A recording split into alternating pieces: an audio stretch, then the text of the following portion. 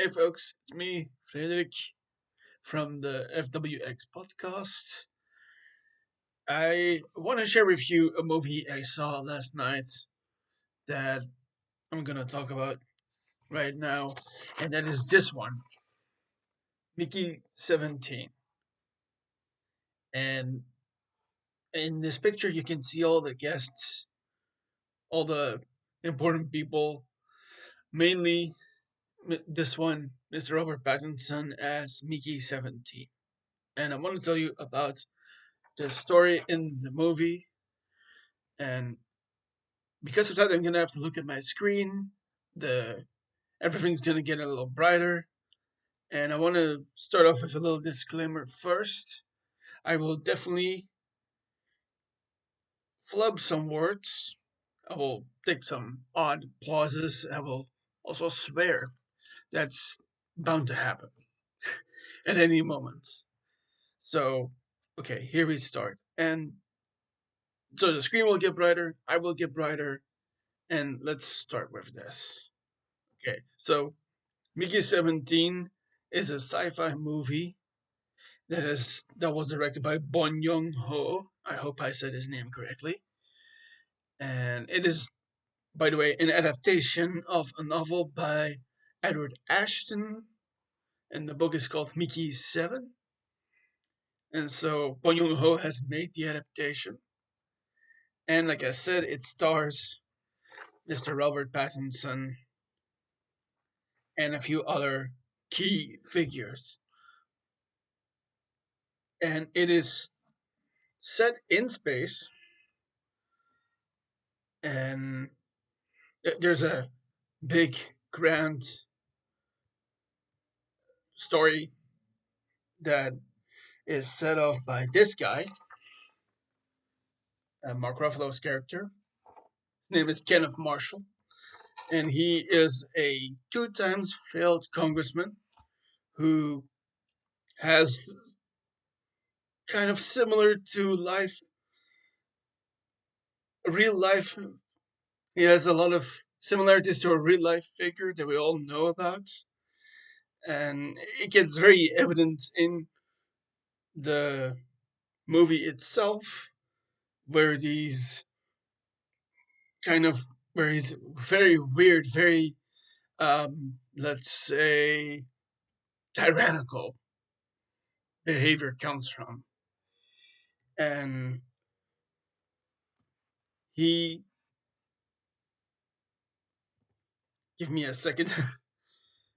I'll read to you what it says. Uh, so it is set in the year 2054, and it follows Robert Pattinson's character, a guy named Mickey Barnes, who goes on a flight out of our Earth to a space colony where has um, he has how would I put it? He has signed up basically in a job that is not your normal typical kind of job on either a space expedition or on a space colony. And it's this very odd kind of job that is called an expendable. Someone that gets cloned every time they die, and they're put into action doing several different jobs. But he, like you see in this picture right here that I got, and I'm gonna, oh yeah. So if you look well, they got the X's over the eyes. So that means they're no longer here. Hence the name too. Mickey17, he has died 16 times in this movie. And they show that in some bit more usual, not too usual, to extremely unusual ways that he dies. And kind of like in a video game where you die, you can just start again. But then, of course, the difference being they're clones. And so there's another element in this movie called, and that's his job. He is a expendable. But there's another part of this that I'm finding. Oh yeah, that's the name. Multiples is basically when one clone and another clone live at the same time. And so through this movie, you know what? I'll read to you a little from the information that there is. In 2050, in 2050, to escape a murderous loan shark, Mickey Barnes and his friends Timo, who is played by the way by Stephen Yeun, join a space crew join a spaceship crew to colonize the ice planet of Niflheim. Timo becomes a shuttle pilot while Mickey joins as an expendable, a controversial job involving extremely dangerous tasks, with death resulting in a new clone of him, with restored memories that are being created through a process called reprinting. And during the voyage to Niflheim, he develops a romance between himself and a security agent on the ship called Nasha. That is this lovely lady right here. That's Nasha. And she's being played by Naomi Aki, who is his main love interest. And I say main love interest because there's another one later on. Or it definitely seems that way when it gets to it. And so Mickey has to do a lot of different jobs that cause him to die. And on this planet, on Niflheim, they discover an alien species called that they like that they dub creepers, and they kind of look like what would be the proper name for it. I get the Dutch name of it in my head. I'm gonna look it up for just a hot second. You know what? I'll introduce some bilinguality on this show podcast. Um, we call it, well, it's a little complicated because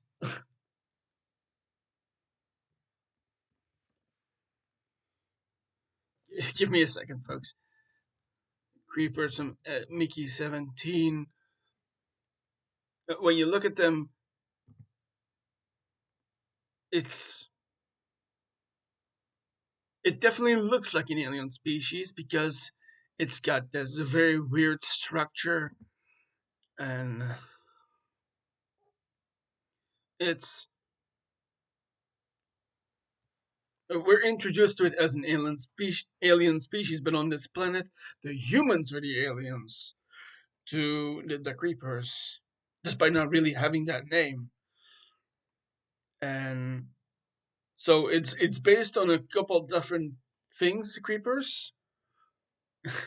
And according to the director of the movie, he said that they were inspired by things like croissants, bisons, puppies, and armadillos. And I guess the last one is what makes me think of. But there's kind of like a specific kind of insect that if you tear wood apart, you find this kind of insect that it reminds me a lot of. But and this is so stupid, I can't for the life of me remember the name. I'm gonna have to look it up. Just a second.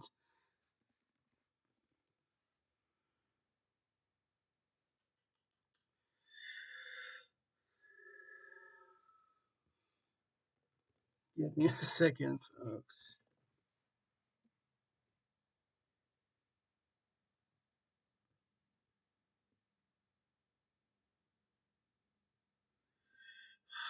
This is so stupid. Should have looked this up before.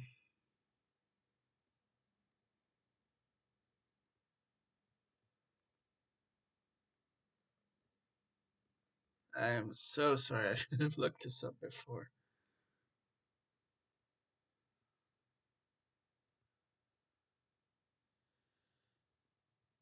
You know what? Never mind. So it's this kind of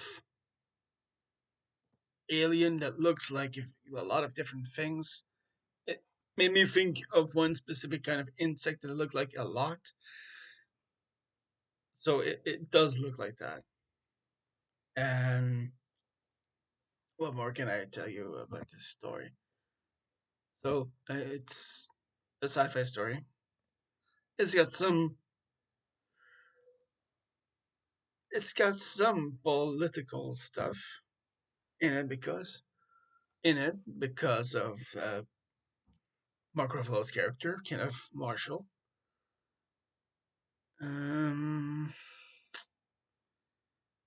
but the movie starts with Mickey recounting his latest death, where he has fallen down a fissure and he is stuck, and his friend is trying to get him. His friend, played by Stephen Young, a character called Timo, who Mickey was very close with on Earth, and but Timo can get that far down to Mickey, and he only gets the flamethrower that Mickey had with him, and does not have enough cord on him to lower himself down more to get Mickey. And so Mickey is stuck because the fall also made him kind of dizzy and weakened, and he is stuck there in the ice. Yeah, this is a big, I have to say, ice climate kind of planet, um, or at the moment because it's winter at that moment, and so Timo leaves with Mickey's flamethrower, unfortunately leaving him to die, Mickey to die. And the other unfortunate stuff that happens in that moment is that Mickey is so weak that he can't do anything but watch as a couple of those creepers are nearby, and he thinks they're about to eat me. They're gonna fucking eat me. And they get over to him, kind of like this, and he expects fully to get murdered by these beasts, but that does not happen.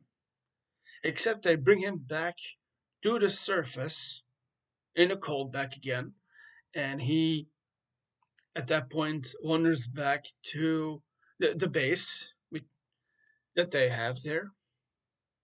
And the base is this kind of like big mobile thing that has disrupted is not the right word.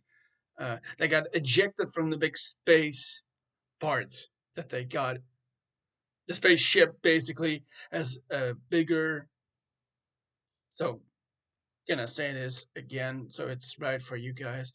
There's a giant spaceship. Spaceship has a part of it, the big mobile stuff where everybody is in on the planet. And so Mickey walks back to that thing, gets into the hangar, and gets back to where he thinks he's gonna be okay. He gets to go to his room. But there, unexpectedly, he finds that a new version of him has been printed. And that's the point where we get the exposition about the multiples, the clones of people, in that it has happened before, and that this you get this kind of backstory where this politician, Kenneth Marshall, Mark Ruffalo's character, this guy, he tells you all about the multiples, and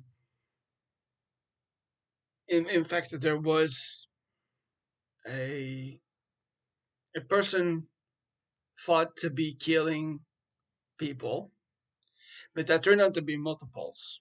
That's the story of the multiples, and they feature in because that is the inspiration, the origin for clones being made on that big spaceship and its mobile center that hovers or rides or whatever way it transports itself around on that planet on Niflheim. And so there are two versions of Mickey 17 and 18. And now, all this time that they were on their way to this planet, to Niflheim, Mickey 17 in this case, because all his previous versions have died, has been in a relationship with this other woman, Nasha, who he uh, loves at that point, because in the movie itself, you see them, well, not just making out, but actually having sex, which obviously is normal when you're in a relationship like that. Um, because I'm mixing words up here. Uh, they're in this relationship because of the conditions that they're in, and not many people um, try to override the rules, basically. But they do. They're mavericks, and they go at it. And you see them go at it in this movie multiple times. But at that point, he returns to his room, finds out there's a new him, Mr. 18, BK 18, and Nasha discovers this.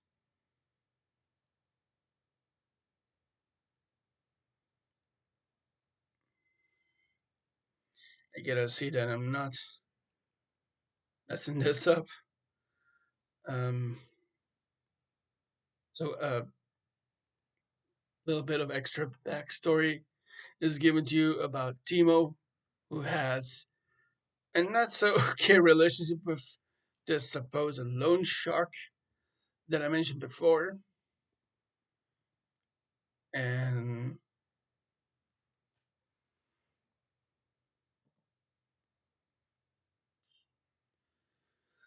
it's a bit tough to explain because I got the text on the screen. But anyway, uh,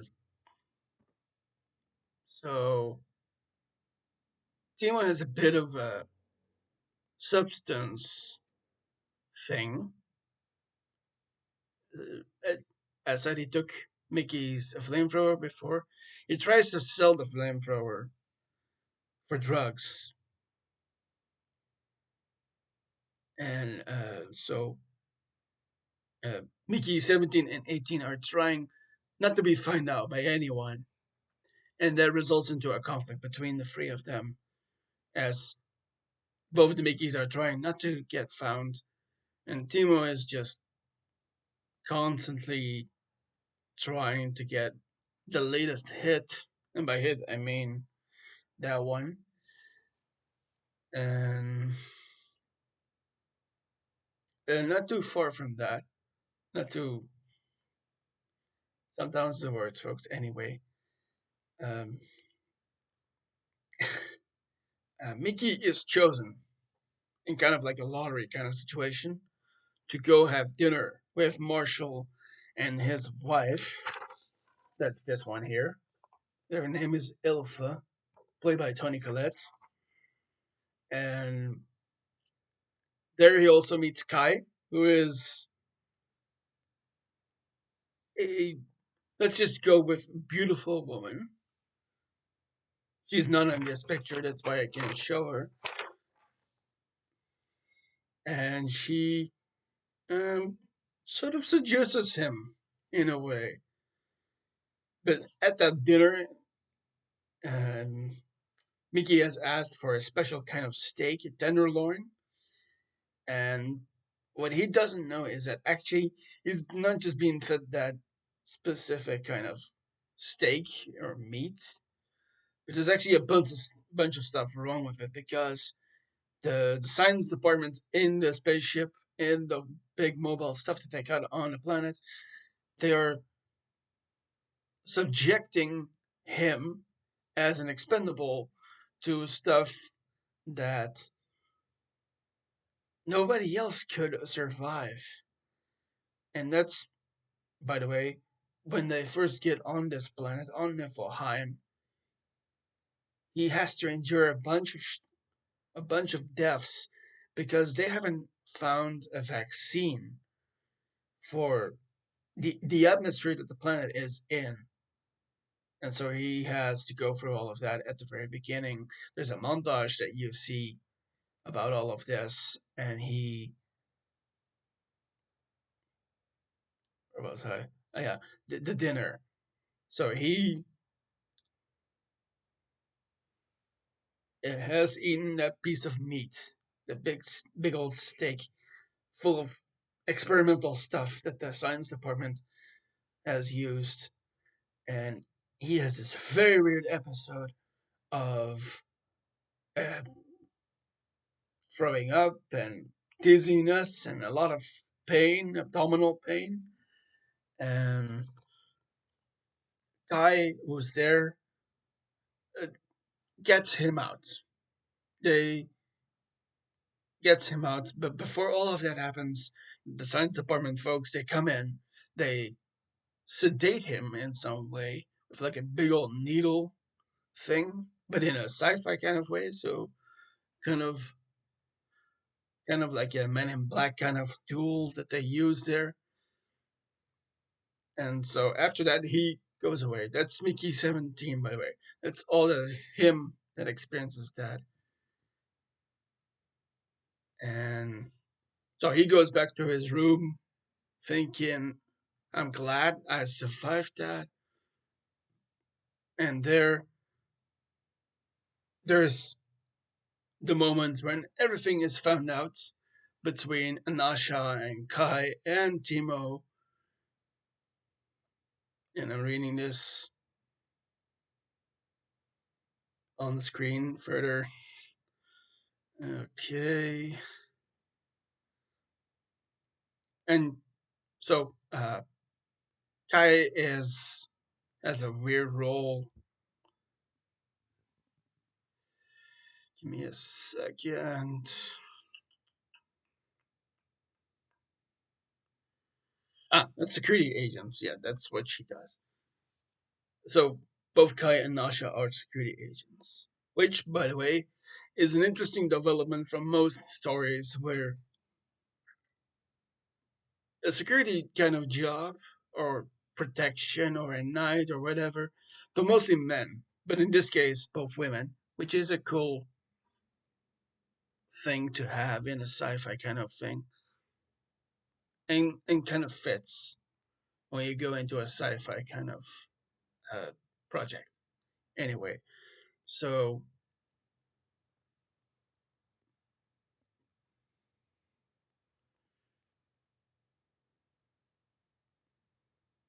yeah, so there's a kind of ceremony going on, and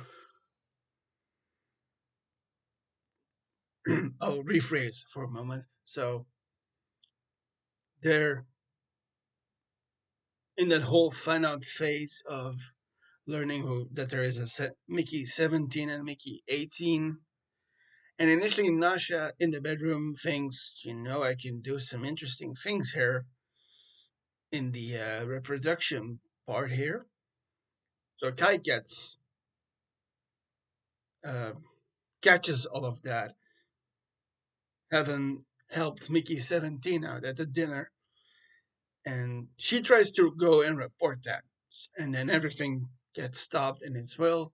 And the two Mickeys are conversing to each other in this bedroom. And they're watching television because there's only like the in flight kind of TV there. And it's all the time this guy, Marshall, Mark Ruffalo's character that we see right here, just being like a certain kind of figure we know in our real world, and this giant and is just basically ranting all the time in an elevated pitch almost. And he has he has this rock brought in during this ceremony that he's having, and it's this giant kind of thing, and he has like a special kind of uh, like a chainsaw, but for rocks. And so the rock gets split in half. He splits it in half, and everyone learns at that moment because it's in like a big cafeteria kind of place where everybody can sit and watch.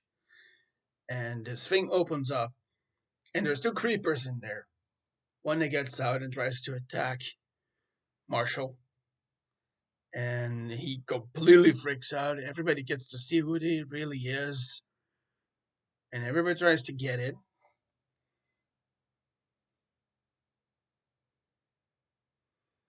And these two things, they're little ones, and they try to get out as fast as they can, but it's just pandemonium in that room at that moment. And one of those just gets annihilated by gunfire opened from the security agents, like Nasha and Kai. And they kill one and save another one.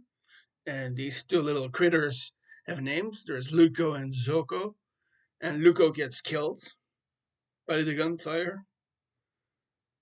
And and just a bit before that, on the TV that they were watching in their room, 18, Mickey17, and 18 are watching this television, and of Marshall just being all ranting, being just a dick basically to everyone. And 18 says to 17, I want to kill this guy in a lot more vulgar way than I'm saying right now. And so he tries to go and get him, actually kill him. And that's basically what happens. That's the start of that whole fight, that conflict that is happening in that moment. 18 is trying to kill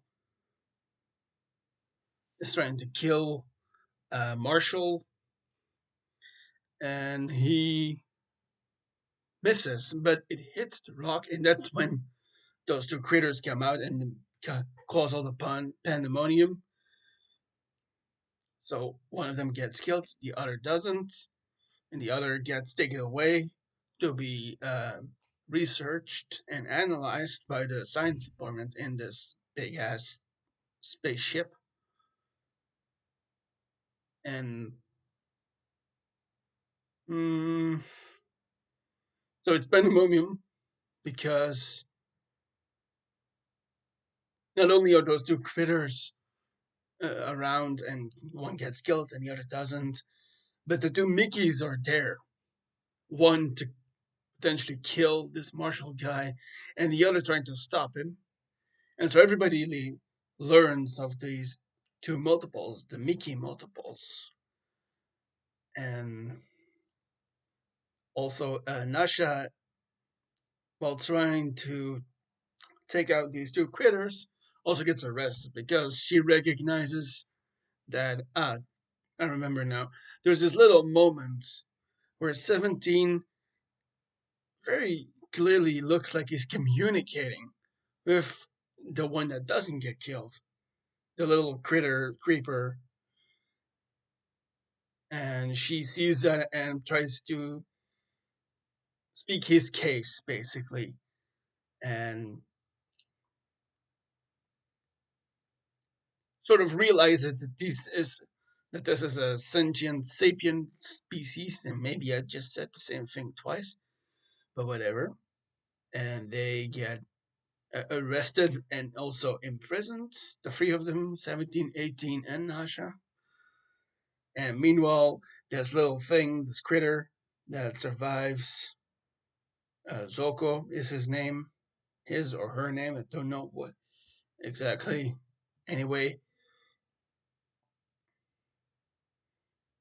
it begins to shriek while being researched, and just uh, is it's basically the subject to all the cruelty that Marshall and his wife have, while the science department is just trying to find out what exactly it is and what it's doing on this planet.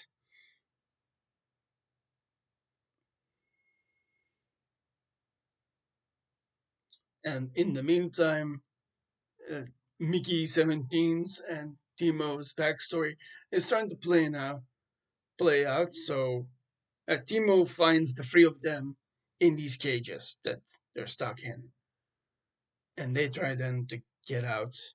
And 18, who is a bit more assertive and offensive, uh, dupes Timo and gets him to the cage, sort of breaks his arm. It looks like the arm is broken, and they get out. And I'm trying to say this all by memory, by what I saw, and trying not to actually read you what it says on Wikipedia, but maybe I'll just do that in a moment just to get back to you what the story is really about. And not just telling you exactly what is happening. Um, so I was saying this little thing gets researched, and the shrieks it's making is attracting all the others that are outside this spaceship Expendable that can move around on this planet. And there's just massive force of these aliens, these creepers, circles this thing. And in that moment, the politician Marshall really reaches his fever pitch and really just has a meltdown, basically. And he says on the intercom, that would be the right term for it, that he just wants to kill all of those aliens. And in an effort to do it, because they're going back and forth with the science department, the politician and his wife are trying to go back and forth with the science department on how best to kill an entire species. I know there's a word for it. You know what? I'll just say it. He basically wants to eradicate that entire species because he has just had enough of it.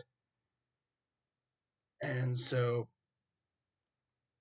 he wants to use the two Mickeys, basically suicide vest them to get out and go and get those little creepers and the big ones too. Because in the very beginning, when Mickey 17 is in that fissure still, it's not just one little creepers or more than one little creepers. It's just like basically like a family, but like a gigantic family, like beehive kind of family. Like you have a queen and there's loads of others, and so they get taken outside. They, at the very last moment, get a machete kind of thing to defend themselves if something happens, but nothing happens because, well, actually, those things before were trying to help Mickey 17 from getting out of that fissure, so they kind of recognize the non hostility that he has.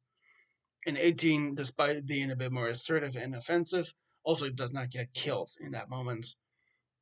And they're trying to go back, and they're trying to converse with the bigger creature, the mother kind of figure,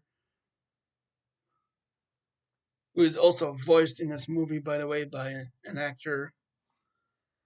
And so you get moments of them talking with this big creature, this creeper, and what's happening inside the space shuttle, spaceship, mobile stuff, whatever. And then the real name is.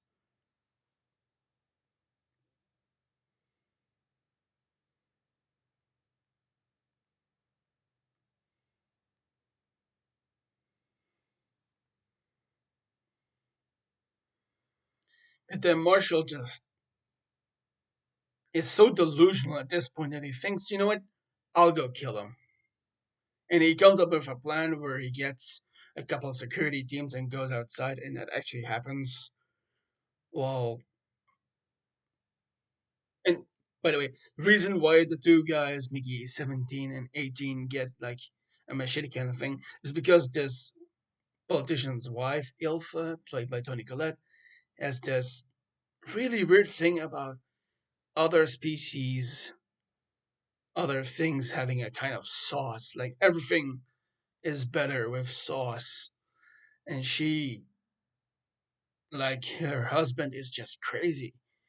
And she wants them to like chop off every tail that they have so she can use it to make sauce of. And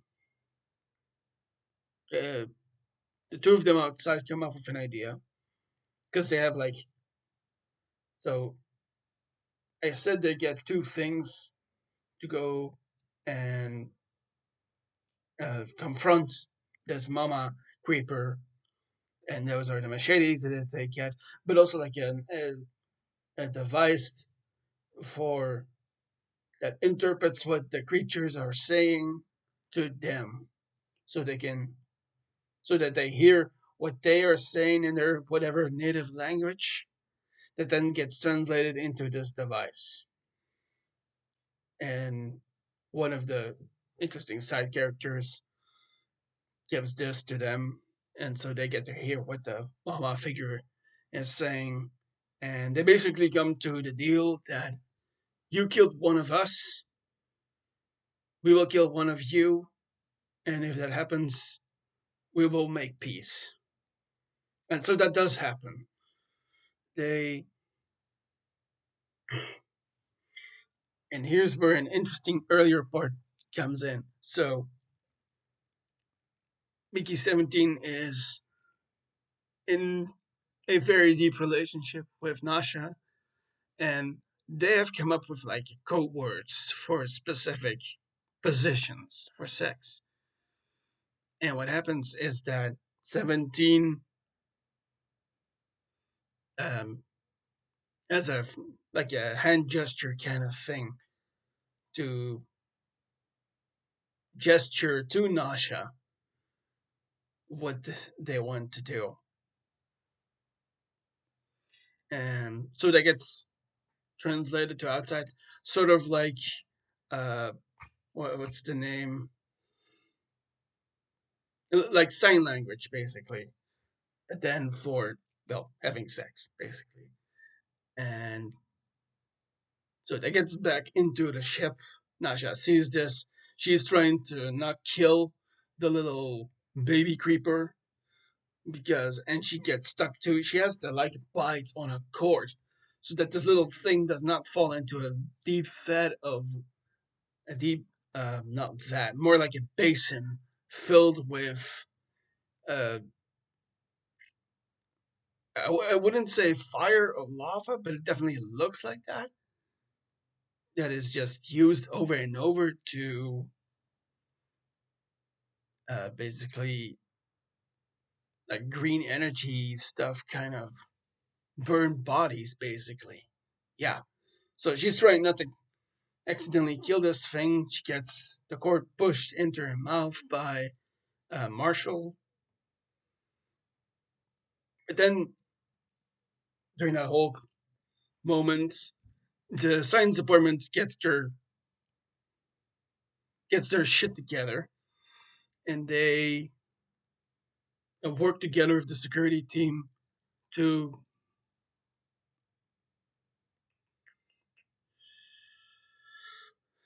trying to read fast here. So they signal the Mickey signal to Nasha to free the little creeper that they got inside. Yeah, and Nasha um, manages to capture Ilfa.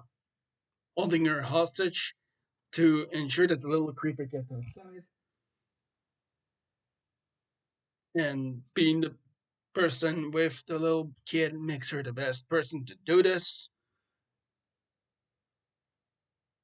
And so the security team and the science department, they're bonding together against Marshall, and so they arrest his wife. And while Marshall is outside with trucks, I'm gonna have to do this for a second. So Marshall is outside with three trucks, with him standing on one, with the idea of eradicating the species by himself. But Mickey 18, who finds himself in that moment truly an expendable, has this crazy idea, but a crazy idea that really shows courage in tenfolds, in a heroism moment. And he has this suicide vest that he has on. And he gets to Marshall, and with a great old line, makes the ultimate play, sacrificing himself and kills Marshall, and that then meets the Creeper's demands. And that's where we have a little epilogue of this movie, where Mickey and the expedition on the planet, they make a deal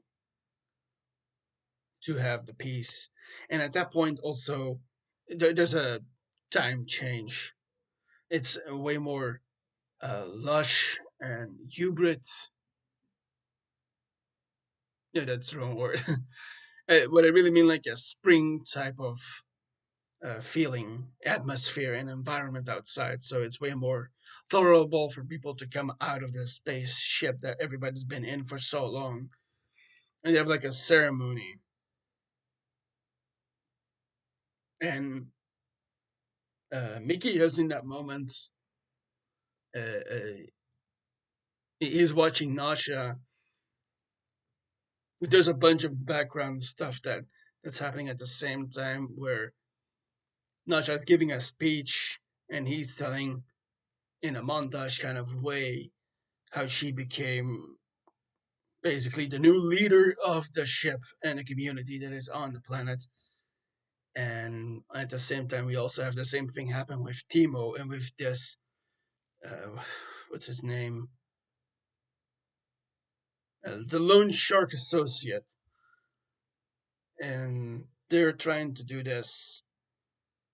So it's neatly happening like that, where you get the ceremony with Mickey in the audience watching it happen. Well, Nasha is giving her speech, and it gives this little montage where it talks about her past, a couple of things that has happened in the time skip, and the same thing for Timo.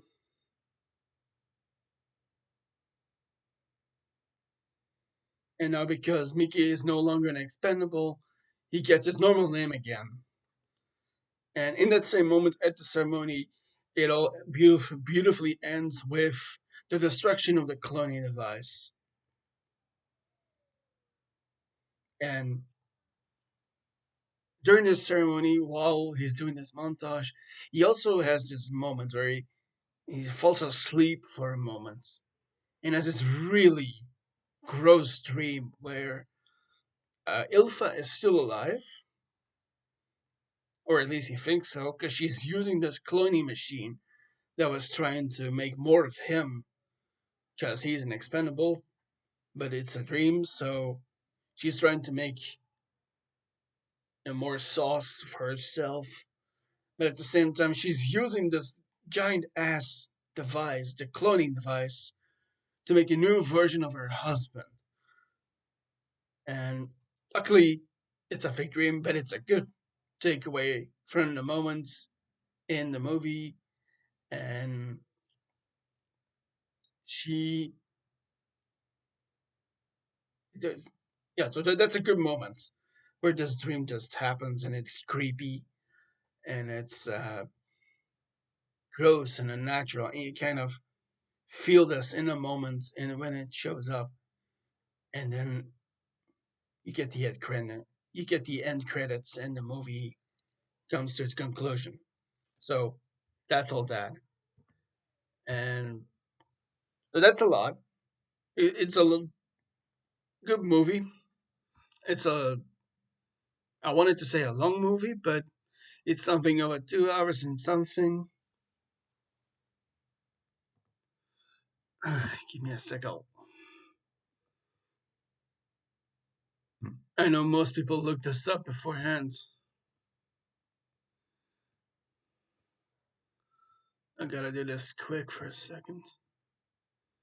Ah, there it is. 2 hours and 17 minutes. So, yeah, something along the way that I was already saying.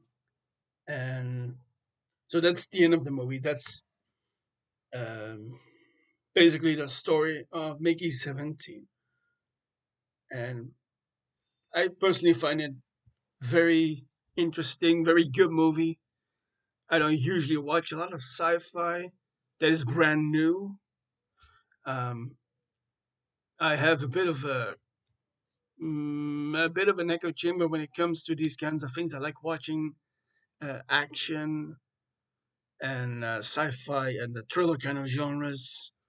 But this was something completely new to me. But I like doing that, and that's why I wanted to do this initially. Just little moments for the podcast. Well, it's not a little moment, of course, because at this point we're more than 45 minutes in, and I told you the story of the movie. And so at this weird moment right now, I'm trying to get this to a conclusive end, just like the movie did brilliantly. I will add, and you know, podcast wise, I have to ask you, or I want to ask you, if you will like and subscribe, and also, um, so this is going to show up on YouTube. So please ring the bell if you want to hear more from the podcast. And as for now, I have nothing more to tell you. So thank you for watching. Please like and subscribe. Tell a friend.